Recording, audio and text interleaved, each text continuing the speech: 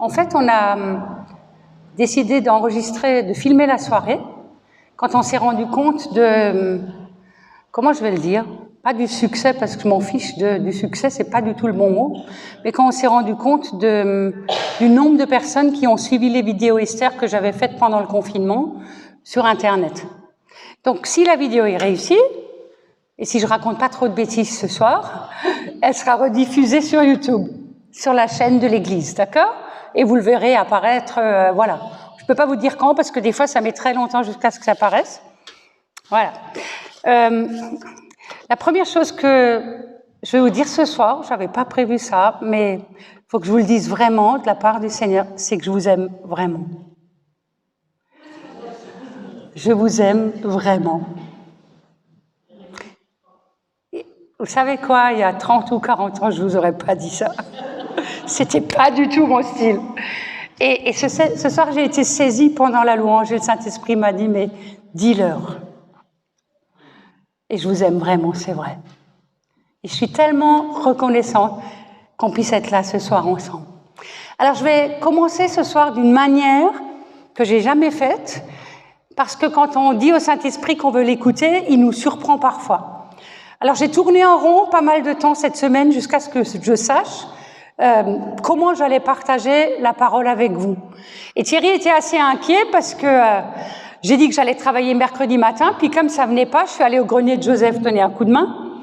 Et puis il m'a dit, tu travailles pas? Je dis, c'est pas encore là, je peux pas. Puis mercredi après-midi, j'ai dit, je vais travailler pour ce soir. Et puis je me suis installée, et puis il est venu au salon plusieurs fois, il m'a dit, ça va, t'avances? J'ai dit, non, c'est vrai, c'était vrai, hein, ça venait pas, quoi. Et puis soudain, j'ai su ce que je devais faire. Et c'est ça que je vais vous le dire, et je vais le faire ce soir. En fait, le Saint-Esprit m'a dit de lire et de proclamer toute une partie de la parole sur vous, à savoir de la lettre de Paul aux Éphésiens, d'où est tiré le verset que j'ai mis sur l'invitation de ce soir. D'accord? Donc, je vais obéir et je vais le faire. Parce que je crois que lire et proclamer la parole sur nos vies, c'est puissant. Alors, soyez prêtes, ouvrez vos cœurs, parce que la parole, la Bible dit qu'elle est comme une épée, paf, qui rentre. D'accord? Et tout à l'heure, pendant la prière, quand on était en équipe, j'ai vu cette image d'un cœur et j'ai vu une épée rentrer dedans. Au début, ça a fait mal, hein? Et en fait, j'ai vu que autour de l'épée, il y avait d'abord une plaie, comme du sang, et après, en fait, ça s'est transformé comme en fleur, en quelque chose de beau. Je crois que c'est ce que Dieu veut faire ce soir. Amen. Quand Paul écrit la lettre aux Éphésiens, vous savez où il est? Pas dans son salon, en train d'écrire tranquillement à son bureau. Il est en prison. Il est en prison pendant qu'il l'écrit. Et il n'est pas en prison parce qu'il a fait des bêtises, il est en prison à cause de Jésus et à cause de sa foi. Et je crois que c'est important de le savoir pour nous parce que les circonstances de sa vie n'étaient vraiment pas faciles et peut-être beaucoup plus difficiles que ne le sont beaucoup d'entre nous, malgré tout ce que nous vivons en ce moment. D'accord? Et je ne minimise pas aucune de nos circonstances. Mais que ce soit dans nos vies personnelles ou dans notre pays, oui, on vit des choses difficiles, mais je crois qu'il n'y a pas mesure entre ce que nous vivons et ce que les chrétiens ont vécu du temps de Jésus et du temps des premiers apôtres. Et en tout cas, Paul est en prison à cause de ça. Et je vais me permettre vraiment de faire miennes les paroles de Paul et de les proclamer sur nous. Chapitre 1er, verset 1, rassurez-vous, on ne va pas faire les 6 chapitres. De la part de Paul, apôtre de Jésus-Christ, par la volonté de Dieu, aux saints qui sont à Éphèse et qui sont fidèles en Jésus. Et je fais cette parole mienne, et ce soir, je dis de la part de Paul, mais aussi de ma part, aux saintes femmes que vous êtes. Écoutez bien, aux saintes femmes que vous êtes, réunies ici ce soir dans l'église de Dimingen, et qui êtes fidèles en Jésus-Christ. Amen. Que la grâce et la paix, dit Paul, que la grâce et la paix vous soient données de la part de Dieu, le Père, et de Jésus-Christ, notre Seigneur. Ce sont les 2 choses indispensables dont nous avons besoin pour vivre. La grâce, parce que sans grâce, on est fichu, et la paix, c'est ce que le monde a le plus besoin aujourd'hui. Et pas seulement le monde, mais aussi nous, les chrétiens. Et Paul continue en disant, mais béni soit Dieu, le Père de notre Seigneur Jésus-Christ. Et j'aime ça parce que il continue pas de s'adresser aux Éphésiens, il s'adresse d'abord à Dieu. Et parfois on l'oublie. Parfois on l'oublie, dans nos propres vies, on s'occupe de tellement d'autres choses avant de d'abord bénir Dieu et rendre gloire à Dieu. Et Paul commence par ça, béni soit Dieu. Et vous savez pourquoi? Parce que Dieu nous a bénis, Paul dit, il nous a bénis de toute bénédiction spirituelle dans les lieux célestes en Christ. Et je proclame ce soir sur vous, mes sœurs, que Dieu vous a bénis chacune de toutes les bénédictions spirituelles que nous avons reçues en Christ. Qui dit Amen? Je vais vous dire lesquelles elles sont parce qu'il va les décliner. Paul ne dit pas une seule bénédiction. Paul ne dit pas une ou deux, mais seulement de temps en temps. Non, Paul dit toutes les bénédictions. Nous avons été bénis de toutes les bénédictions qui sont au ciel. Mais vous vous rendez compte? Mais c'est juste énorme, quoi. En fait, on ne peut pas se rendre compte. Il nous a bénis parce qu'il le désire, de toute bénédiction spirituelle. Et la première, Paul continue au verset 4, il dit, en lui, en Jésus, Dieu nous a choisis, écoutez bien, avant la fondation du monde. Oi, oi, oi, oi, oi, oi. Avant la création du monde, il nous a choisis. Nathalie, avant la création du monde, il t'a choisi. Georgette, Doris, je peux nommer tout le monde, je connais presque les prénoms de tout le monde. Il vous a choisis, il nous a choisis avant la création du monde. Qui d'entre nous était là avant la création du monde? Moi pas. Qui était là quand il a créé le monde? Moi pas. Ça veut dire qu'il a vraiment décidé de le faire avant de nous connaître. Ça veut dire qu'il nous a choisis, pas parce qu'on le mérite, mes sœurs. Donc vous pouvez vous détendre. Ouais, ça fait du bien, hein? Il nous a pas choisis parce qu'on le mérite, parce qu'aucune de nous ne le mérite, et moi pas en premier. Pas parce qu'on le mérite, mais parce qu'il l'a décidé. Et vous savez pourquoi il nous a choisis? D'une part, parce qu'il nous aime, et écoutez bien la suite, ça va faire tinter vos oreilles. L'apôtre Paul dit, pour que nous soyons saintes et sans défaut devant lui. Et là, je sais que dans mes oreilles, ça vient, tout ce qui se passe dans votre tête, mais je suis pas sainte. Mais je serai jamais sans défaut. Mais ça, c'est pas pour moi. Eh bien, alors la parole, elle manque. On se sent toujours tellement, comment dire, pas digne devant Dieu. On se sent incapable. On se sent, on mérite pas, quoi, comme je l'ai dit avant. Et pourtant, Dieu se trompe pas. Pour que nous soyons saintes et sans défaut devant lui. Et je vais vous dire ce que ça veut dire, en fait. Être sainte, ça veut pas dire être parfaite, sinon c'est foutu. Moi, en premier, il faut que je pose le micro. Si vous pensez qu'être sainte, c'est au sens de la perfection humaine, de la morale, une morale parfaite, une attitude parfaite, un comportement toujours idéal, celles qui me fréquentent presque tous les jours, demandez-leur si je suis comme ça, elles vont tout de suite vous dire non.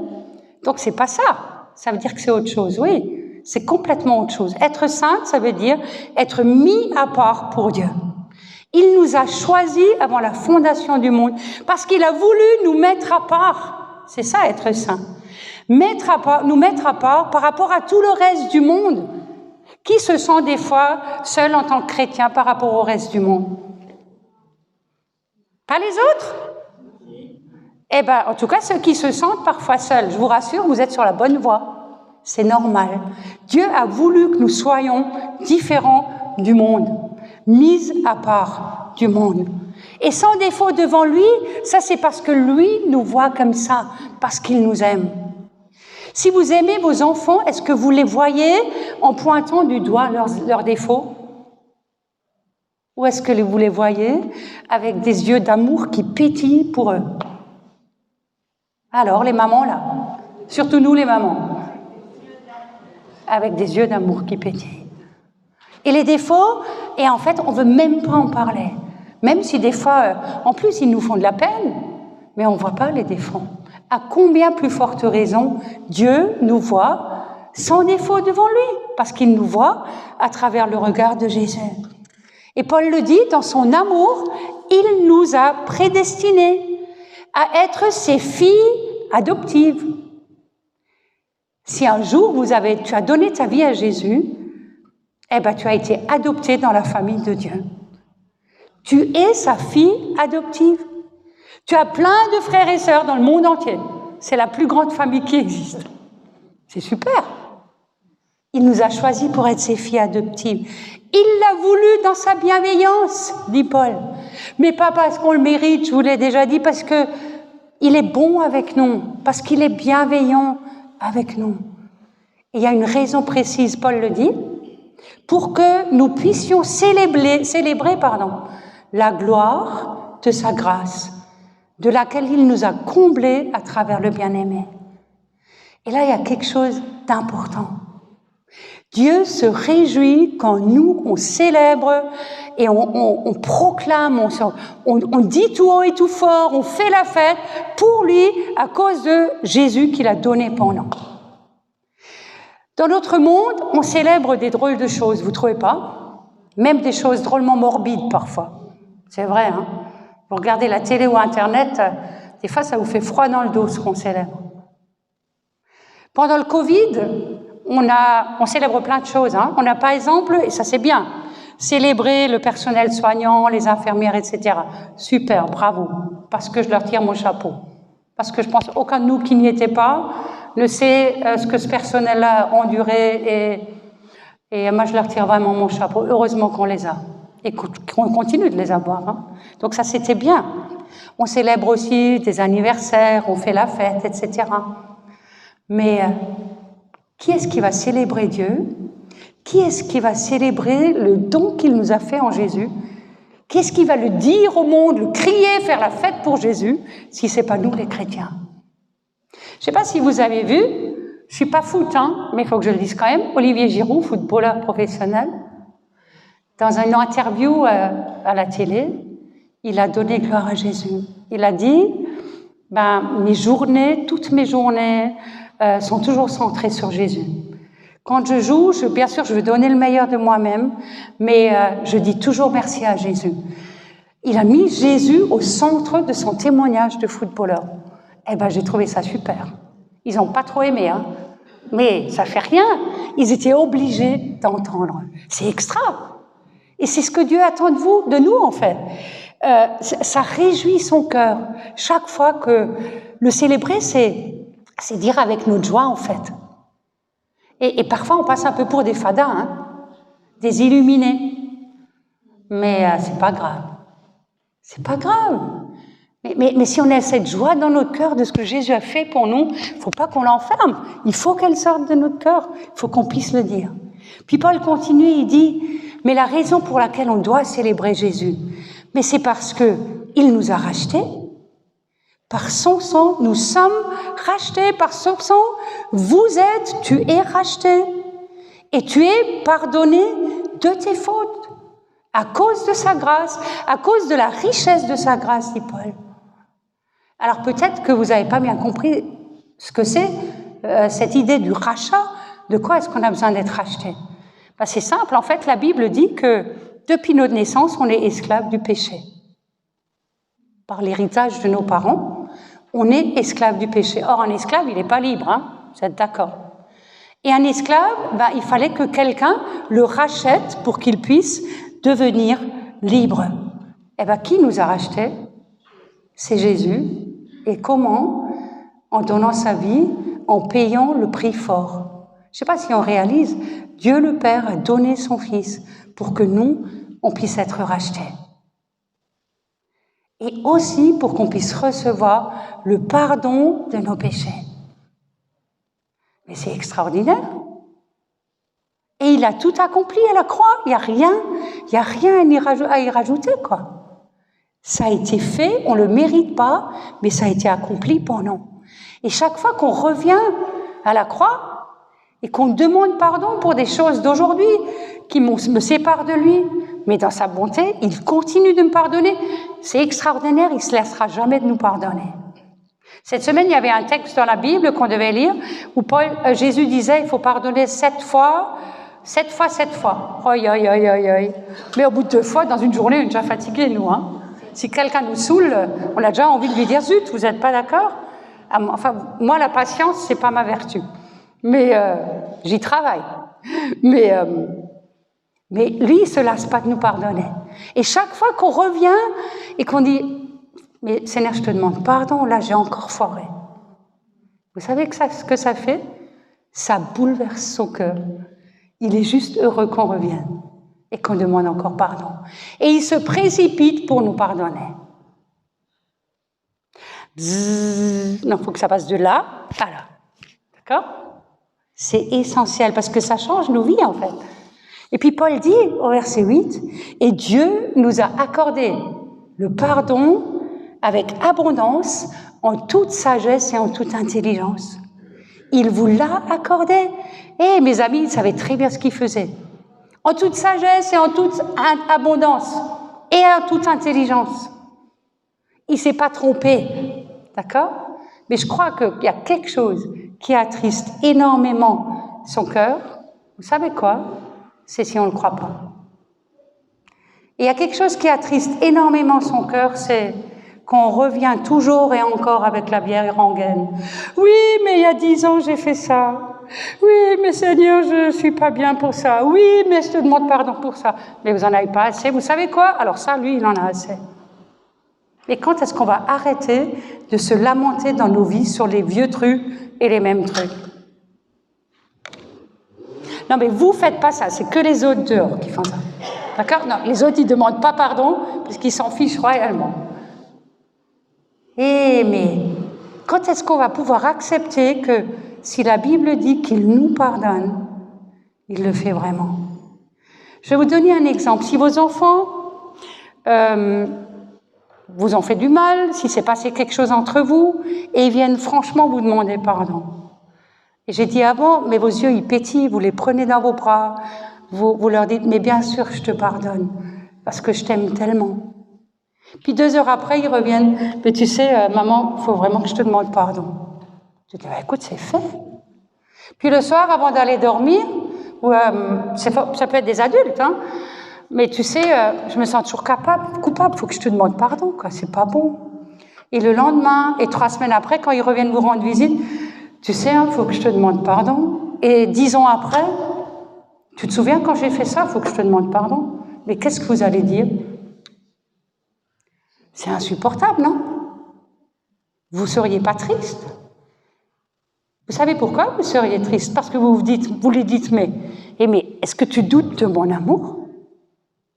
Mais tu as entendu que je te pardonne. Mais pourquoi tu reviens toujours avec les mêmes trucs? Donc tu mets en doute ce que je te dis. Et je crois que ça touche terriblement le cœur de Dieu. Et ça le peine terriblement. Et en fait, ça révèle aussi notre orgueil. Ça, on n'aime pas entendre. Hein? Parce que si lui a décidé de me pardonner, qui suis-je pour me mettre au-dessus et pour dire « Non, il ne m'a pas pardonné ». Ou alors encore, lui, il m'a pardonné, mais moi, je ne me pardonne pas. Et pour qui je me prends pour faire ça? Si je veux la paix, dont Paul parle au début, hein, quand je dis la grâce et la paix, la case pardon, c'est une case dans nos vies qui est constamment indispensable. Constamment. Amen? On dit amen, mais c'est pas si évident que ça. Hein? J'ai déjà perdu le fil de ma feuille parce que je suis pas du tout ce que je vous ai. Je prêche pas du tout ce que j'ai écrit en fait. Voilà. Je vais essayer de retrouver le fil. Paul va encore plus loin. Il dit pas que Dieu nous a seulement rachetés, il nous a pas seulement pardonnés. Mais au verset 11, toujours du chapitre 1er, il dit « En lui, nous, donc vous avez, je le proclame sur vous, été désignés comme héritières.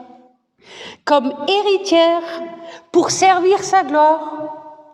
Comme héritières de tout le royaume et de tout ce qui existe comme bénédiction au ciel pour nous. Je ne sais pas si vous avez déjà hérité, moi pas encore. La seule chose dont je suis sûre, le seul héritage qui me reviendra, c'est bien celui-là. C'est celui-là. Et il est incorruptible. Il ne changera jamais. Alors, j'ai pas le temps de tout développer, mais vous savez tous ce que c'est quand on écrit un testament, d'accord? Donc, je crois qu'on dit le testamentaire. Il désigne des bénéficiaires, d'accord? Mais c'est exactement ce que Dieu a fait. Il a écrit un testament de toute éternité dans lequel il nous a écrit. Il a mis que Brigitte, Michel, Sylvie, etc., Evelyne et toutes les autres, nous sommes héritières de son héritage. Et il a scellé ce testament avec son sang. Pour qu'un testament entre en vigueur, il faut que le testamentaire meure. C'est ce qui s'est passé à la croix avec Jésus. Et quand Jésus est mort, le testament, c'est l'alliance en fait, a été ouvert et tout le bénéfice, tout ce testament a été soudain, au moment de sa mort, mis à notre disposition. Ça veut dire que c'est pas pour un avenir lointain, un jour au ciel, que nous allons hériter du royaume. Mais ça veut dire que c'est déjà ici-bas et maintenant, que nous avons à notre disposition tout ce que Dieu a préparé pour nous au ciel. Mais je vais vous expliquer quelque chose. Marlise, si tu hérites d'un oncle d'Amérique, une fortune colossale, d'accord? Il t'a mise dans son testament et on te dit que tu as cet héritage. Tu sais que tu l'as reçu, ça représente des millions d'euros, pardon, et tu vas jamais les chercher. Et tu vas continuer de vivre ta vie comme si tu n'avais rien reçu. Et l'argent, il restera toujours, il restera là, mais il te servira à rien du tout, comme si tu n'étais pas héritière, parce que tu ne l'auras pas pris, tu n'en auras pas profité, tu ne l'auras pas utilisé, tu n'en auras rien fait. C'est exactement la même chose avec ce que Dieu nous dit dans la parole de Dieu. Toutes les bénédictions, Paul dit célestes, qui sont préparées pour nous au ciel, elles ont été mises à notre disposition. Mais c'est à nous d'aller les prendre, c'est à nous d'aller les chercher, et c'est à nous d'en vivre pour que ça change nos vies et pour que ça s'applique dans nos vies. Amen. Et Paul nous donne une preuve pour nous dire que la parole ne ment pas. Il dit au verset 13, « Vous avez été marqués par l'empreinte du Saint-Esprit qui vous avait été promis. Il est le gage de votre héritage. » Il est le gage. C'est comme s'il est l'acompte et en même temps, c'est le stempel, moi j'aime bien ce mot. Marqué là sur nos cœurs par le sceau du Saint-Esprit. Personne ne peut l'enlever ça. Ok ? Personne ne peut l'enlever. Tu as été marqué le jour où tu as donné ta vie à Jésus, si tu l'as fait, et sinon il faut que tu le fasses très vite. Eh bien, tu as été marqué par le sceau du Saint-Esprit, par ce stempel du Saint-Esprit qui dit, elle est héritière, elle m'appartient, dit le Seigneur, elle est rachetée, elle est à moi, elle est sauvée, elle est pardonnée, et tout l'héritage est pour elle. Et personne ne peut enlever ça. Et aucune circonstance de ta vie ne peut changer ça. Aucune. Puis l'apôtre Paul prie. Je saute quelques versets, je ne peux pas tout développer. Et il prie. Et je m'associe à lui et il dit, « Je prie que Dieu, le Dieu de notre Seigneur Jésus-Christ, le Père de gloire, vous donne un esprit de révélation et de sagesse pour vous le faire connaître.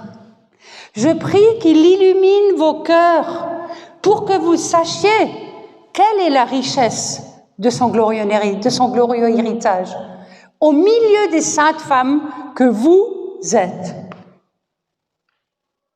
Je comprends qu'il prie, parce qu'il prie pour que ce que les Éphésiens ont entendu et que nous entendons ce soir nous puissions sur le saisir par la foi, nous puissions le comprendre et que Dieu nous donne la révélation de ce que ça veut dire.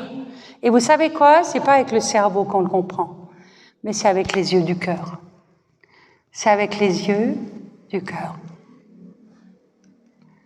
Parce que sinon, d'abord on comprendrait jamais. Et puis on serait pas égaux parce que certains en ont plus de facilité que d'autres pour comprendre. Mais c'est avec les yeux de mon cœur et par la foi que je peux saisir au fur et à mesure, comprendre ce que ça veut dire, quel est cet héritage qu'il met à ma disposition.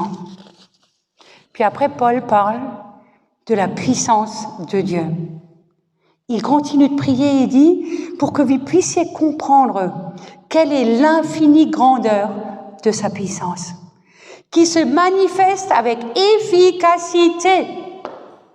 Si sa puissance n'était pas efficace, ça ne nous servirait à rien. D'accord?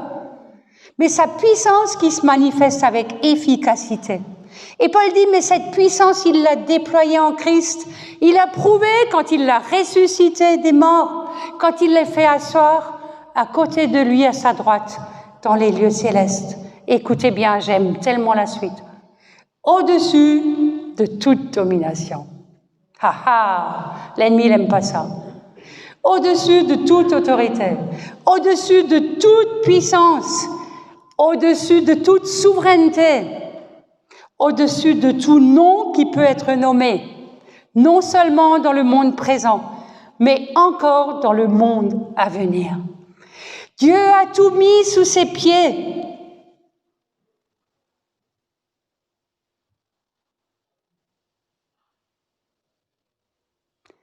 Dieu a tout mis sous ses pieds. Et il a donné le Christ comme chef suprême à l'Église qui est son corps. Paul rappelle quelle est l'autorité de Jésus-Christ. Mais mes amis, il rappelle aussi quelle est la nôtre en Jésus. Pas par nous-mêmes. Par nous-mêmes, on n'est rien. Mais en Jésus et avec Jésus, nous sommes positionnés avec lui dans son autorité. Et je vais vous dire quelque chose ce soir. C'est pas le Covid qui a autorité sur ma vie, ni sur la tienne. Et j'espère que tu le sais.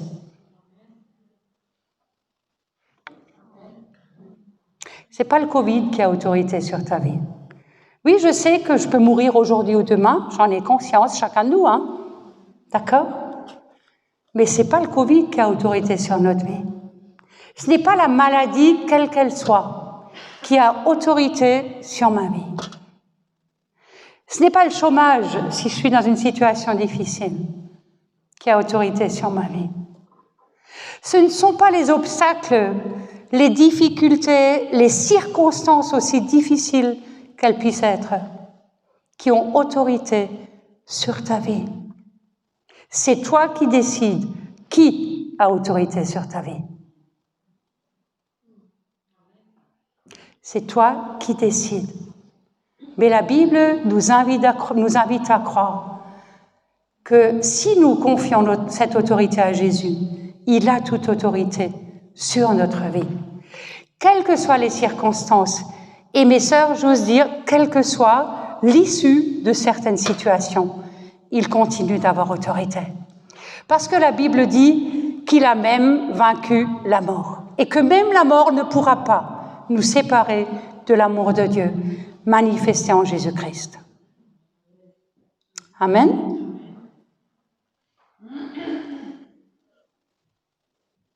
Il l'a prouvé en ce qu'il a ressuscité Jésus des morts, dit l'apôtre Paul, comme je l'ai lu tout à l'heure.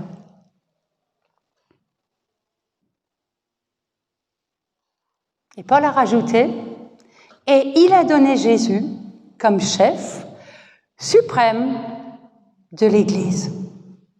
Et là, il y a une clé fondamentale qu'il est urgent, je crois, qu'on retrouve aujourd'hui. Il y a deux questions, en fait, qui se posent à nous. C'est qui est le chef de ma vie?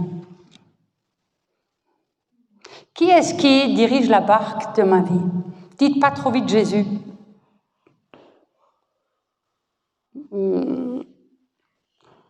Qui est le chef de ma vie? Et la deuxième question qui se pose, c'est est-ce que je suis en Église? Parce que je ne peux pas, ici c'est clair, je ne peux pas vivre ma vie de chrétien comme un électron libre. Parce qu'il est bien question ici du chef de l'Église qui est son corps. On forme ensemble un corps.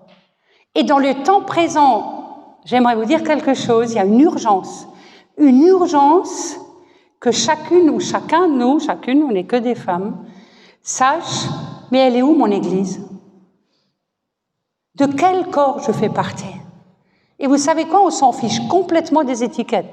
Que tu sois catho ou prote ou évangélique ou que sais-je encore, mais on s'en fiche. C'est pas important.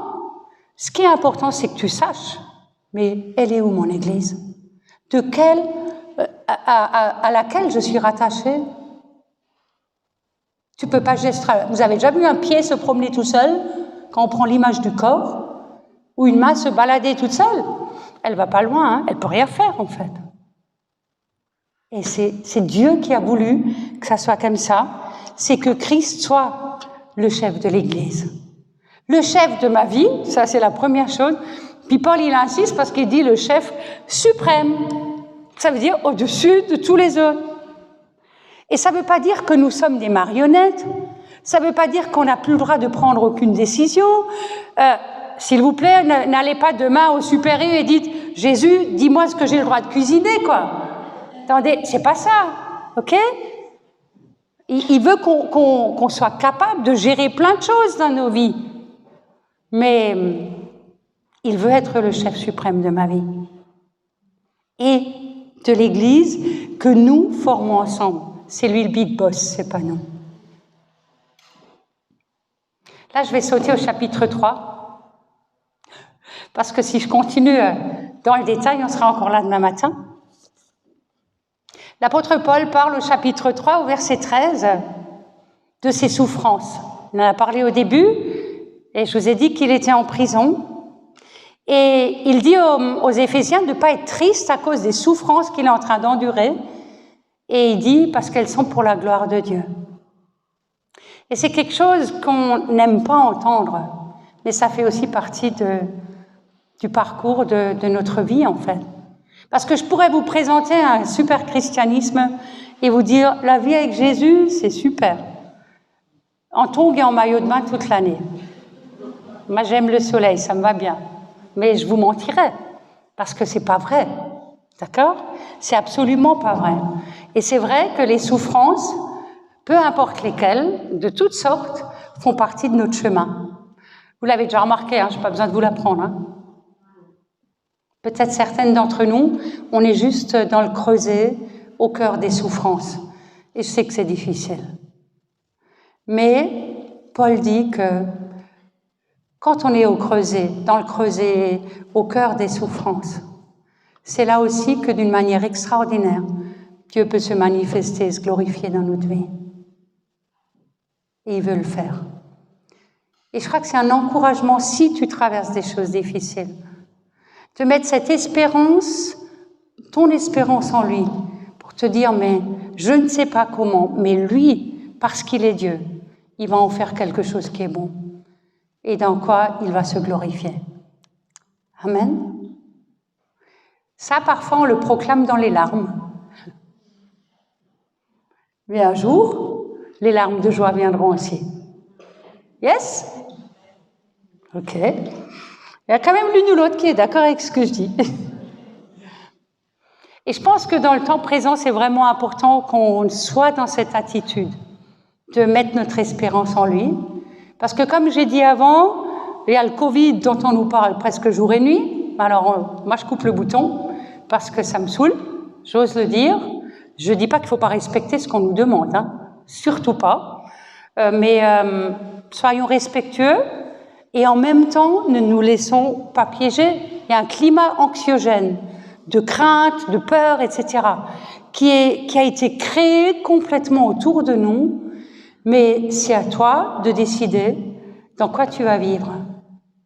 Est-ce que tu vas vivre dans cette peur ambiante ou est-ce que tu vas vivre positionné dans la confiance que ma vie, l'aujourd'hui et le lendemain et mon avenir sont dans la main de Dieu? Amen. Je crois que c'est vraiment important de se souvenir de ça. Et l'autre chose que j'aimerais dire par rapport au temps qu'on vit, c'est qu'il faut qu'on arrête de se languir du passé. Le passé, il ne reviendra pas. L'avant-Covid, c'est une croix dessus, c'est terminé. Mes amis, c'est une bonne nouvelle. C'est une bonne nouvelle. Arrêtons de nous languir après le passé. Vous aimiez quand vos grands-parents disaient « Jo, frère, ich spesse gewen ». Moi, ça m'a insupporté au plus grand point. Le Covid, c'est pas Dieu qui vous l'a envoyé, hein, qui nous l'a envoyé, je vous rassure. D'accord? Pas du tout. Mais le temps présent, Dieu veut qu'on le vive par la foi, et c'est une occasion extraordinaire qu'il nous donne pour être des témoins de ce que nous avons et ce que le monde n'a pas. De ce que nous avons et que le monde n'a pas. Et si les ténèbres autour de nous, on a l'impression, s'épaississent de plus en plus, grandissent de plus en plus, vous savez quoi? Même une petite lumière. Vous voulez qu'on essaye? Brille dans les ténèbres. Si on éteint tout ici et on allume une petite bougie, vos yeux ils vont se tourner vers quoi? On va tous regarder la bougie. Et c'est ce que le monde attend en fait. C'est ce que le monde a besoin. C'est de voir la lumière. Et qui va la porter? Jésus a dit, vous êtes la lumière du monde. Vous êtes la lumière du monde. Nous sommes le sel de la terre. C'est nous, et c'est une occasion, pour moi, les temps qu'on vit, c'est une occasion extraordinaire, je crois, pour que l'Église, le corps de Christ, comme Paul l'a dit, on puisse se lever. Et on puisse, d'une manière nouvelle, différente, que le Seigneur va nous apprendre aussi, donner notre témoignage. Célébrer la gloire de Dieu, on a dit avant. Dire qui il est pour nous. Dire notre espérance, si tout le monde autour de nous dit quelque chose de négatif, est-ce qu'on n'a pas autre chose à dire? Où elle est ma foi et ma confiance? Et l'apôtre Paul dit, au verset 14, « Je plie le genou devant le Père ». Et je crois que c'est quelque chose, et je sais que beaucoup de femmes le vivent, c'est prendre ce temps de nous mettre devant Dieu. Et de nous mettre devant lui dans la prière, dans l'adoration, parfois juste dans la contemplation, pour encore et encore nous imbiber de qui il est, et de sa grandeur et de sa bonté. Et Paul dit, je prie, et je m'associe à lui, je prie qu'il vous donne, je prie qu'il nous donne d'être puissamment fortifiés par son esprit dans notre être intérieur. D'être puissamment fortifiés par son esprit dans notre être intérieur. Et là, il faut que je dise quelque chose. Je suis parfois triste que dans le monde, et parfois même les chrétiens, mais on cherche dans toutes sortes de choses, d'aller mieux à l'intérieur de nous, de trouver la paix, de trouver le bonheur, de trouver le repos pour notre âme, etc. Vous savez quoi? Dans 50 000 choses, il y en a 49 999 qui sont de la foutaise. Pardon de le dire comme ça. Je ne sais pas si on va pouvoir diffuser ça. Mais c'est vrai. Alors on nous propose des séances bien-être, d'être en harmonie avec la nature, et j'en dirai pas plus, de faire du yoga. Mais arrêtez de vous faire avoir, quoi. La grâce et la paix nous sont données par Jésus-Christ. Et quand Paul dit qu'on a besoin d'être fortifié dans notre être intérieur, c'est d'abord dans notre esprit, parce que si notre esprit il est en communion avec le Saint-Esprit, dans la prière, dans la parole, dans l'intimité avec lui, etc., dans la joie aussi. Mais alors tout le reste de mon être, il va mieux, Mon âme, elle va mieux, elle se calme, elle s'apaise, mes craintes diminuent, mes insomnies disparaissent, mes peurs de tous les jours, elles reviennent, en tout cas, elles diminuent de plus en plus, et mes circonstances reprennent leur juste place. Avant, c'était comme un ballon de baudruche énorme, et puis soudain, je me rends compte, mais c'était pas nécessaire. Vous comprenez? Fortifié dans notre être intérieur, pas parce que le monde nous propose, mais parce que la parole de Dieu nous promet, par le Saint-Esprit, à travers Jésus, ou à travers le Saint-Esprit et par Jésus, peu importe. Notre âme, elle ne sera jamais rassasiée de ce que le monde nous propose. Je vous promets, jamais. Ça lui fera du bien, pof, comme ça, le temps de la séance que vous avez payée, là. Vous sortez, et vous allez vous inscrire pour la prochaine, parce que demain, ça ne va déjà plus aller du tout. Et alors, ne prenez pas comme du mépris, d'accord, de ma part, mais je pense vraiment qu'il y a beaucoup de choses qu'on nous propose qui ne changent pas notre vie dans la durée. Et Jésus change notre vie en profondeur. Et il change nos circonstances. Quand son esprit agit en nous, il nous apporte la consolation, il nous apporte la paix, il nous apporte la joie, il nous apporte la sécurité, il nous apporte sa douceur et il change notre regard sur les circonstances. Et Jésus a dit, ne craignez pas, parce que le monde, je l'ai vaincu. J'ai vaincu le monde. Et Paul termine, en tout cas, ce que je veux développer ce soir, je prie, dit-il, je prie et je prie aussi pour vous, mes sœurs, je prie que vous soyez enracinés et fondés dans l'amour, pour être capable de comprendre avec tous les autres saints quelle est la largeur, la longueur, la profondeur, la hauteur de l'amour du Christ, et que nous puissions connaître cet amour qui surpasse toute connaissance, afin que nous soyons remplis de toute plénitude de Dieu. La clé pour vivre ce que Paul dit ici, c'est de nous laisser remplir encore et encore et encore et encore et encore de l'amour de Dieu. Et l'amour de Dieu, c'est pas là, mais c'est là. C'est là qu'on peut le vivre. C'est là qu'on peut l'expérimenter. Tu pourras jamais aller le puiser ou le pomper chez quelqu'un d'autre. Tu peux t'approcher de chrétiens qui sont visités par cet amour de Dieu. Mais il faut que tu ailles toujours toi-même à la source. La source, c'est Jésus. La source, c'est Dieu le Père qui nous aime d'un amour tellement fort. Et vous savez, je suis frappée, j'écoute parfois des enseignements sur Internet, je lis parfois des choses de personnes, d'orateurs que je connais, parce que je ne veux pas écouter n'importe quoi.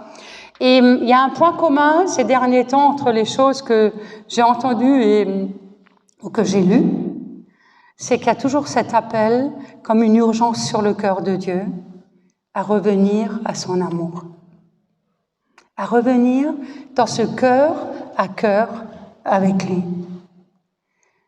À revenir, à apprendre à entrer dans cette intimité avec lui. Dans le psaume 27, le psalmiste dit, j'aime tellement ce texte, je demande une chose à l'Éternel, que je désire ardemment. Je voudrais habiter toute ma vie dans la maison de l'Éternel, pour contempler la magnificence de l'Éternel, pour admirer sa beauté, parce qu'il me protégera dans son temple au jour du malheur. Il me cachera sous l'abri de sa tente et il m'élèvera sur le rocher. Le rocher, il a un nom, c'est Jésus-Christ. L'apôtre Paul le dit. Et tout à l'heure, je vous ai parlé au moment de l'accueil de ce frère juif qu'on avait le week-end dernier. Et on avait encore une journée avec lui le samedi, ou je ne sais plus s'il l'a dit le vendredi soir, peu importe, où il nous expliquait, vous avez déjà tous vu ça sûrement. Quand un juif va prier à la synagogue, il met sa kippa, mais il met aussi son châle de prière. J'aurais dû ramener le nôtre, on en a un. Et vous avez sûrement déjà vu, on baisse la tête, on met son châle et on le ferme devant. Et on ne voit plus rien que le châle. Vous savez pourquoi ils font ça? Le monde, c'est dehors. Le châle, c'est l'attente de la rencontre avec Dieu. Tout le reste dehors pendant que je suis en prière. Il nous a dit tous les matins, quand il se lève, il met son châle de sakippa et son châle de prière, puis il s'assied dans sa chambre de prière, je suppose, en tout cas là où il est tranquille et tout seul, puis il met son châle et il le ferme devant. Puis il dit, Seigneur, je suis là. Puis il dit, Dieu me répond souvent, je suis là aussi. Et on prend juste du temps ensemble, du bon temps. Et c'est parfois pas la peine de parler des heures. C'est pas la durée qui compte, c'est la qualité du temps de rencontre. Dans l'attente, dans le secret de t'attendre. Connaissez le verset où Jésus dit, quand tu pries, entre dans ta chambre. Et là, dans le secret, ferme ta porte. Et là, dans le secret, parle à ton Père. Il est là, il t'entend. Et c'est là que Dieu nous attend. C'est ça qu'il désire pour nous. Et alors, le verset que j'ai mis sur notre invitation peut prendre tout son sens parce que c'est la suite de ce que je vous ai lu tout à l'heure. L'apôtre Paul dit « À celui qui peut, par la puissance qui agit en nous, infiniment plus que tout ce que nous demandons ou espérons.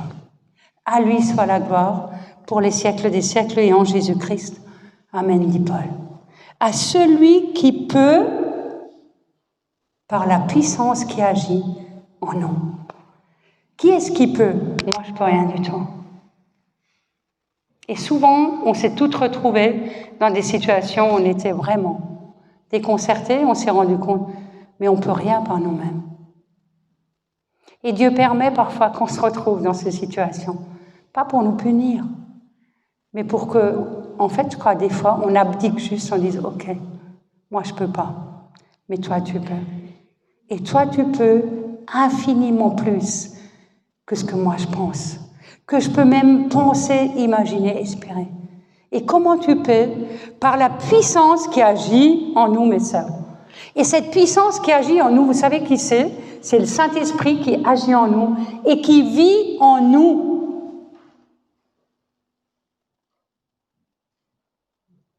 Je suis des fois tellement triste que dans beaucoup d'églises, on fait passer le Saint-Esprit pour la 8e roue du carrosse. Par la puissance qui agit en nous, c'est la puissance du Saint-Esprit. Il est tout-puissant. C'est par lui que Dieu a créé le ciel et la terre. Waouh! Et c'est lui qui vit en nous. C'est lui qui vit en nous, c'est lui qui habite en nous. Vous savez, on a vécu tellement de choses avec Thierry, avec nos enfants, mais un jour on va écrire un livre. Mais pour l'instant, il y a trop de choses qu'on ne peut pas encore dire.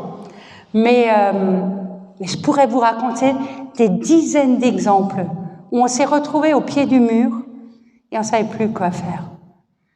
Et où finalement, on est juste allé dans notre tente, dans le secret de notre chambre. Chez nous, c'est notre salon quand on est nous deux ou parfois en famille.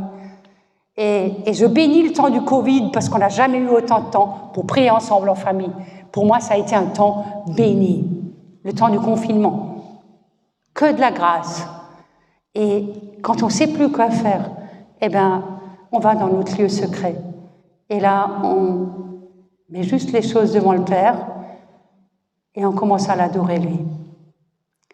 Et c'est dans ces situations-là qu'il est le plus intervenu, qu'il a manifesté d'une manière surnaturelle sa puissance dans notre vie. Il a changé des situations, il a changé des circonstances. Et vous savez quoi? Il le fera encore. Et je me réjouis de ce qu'il va faire encore. On n'a encore rien vu avec lui. Et c'est pour ça que je dis, le temps présent qu'on est en train de vivre, c'est un temps d'opportunité extraordinaire. Oui, on vit des choses difficiles. Eh ben, c'est le moment ou jamais pour Dieu de manifester par sa puissance qui agit en nous, eh ben, sa gloire.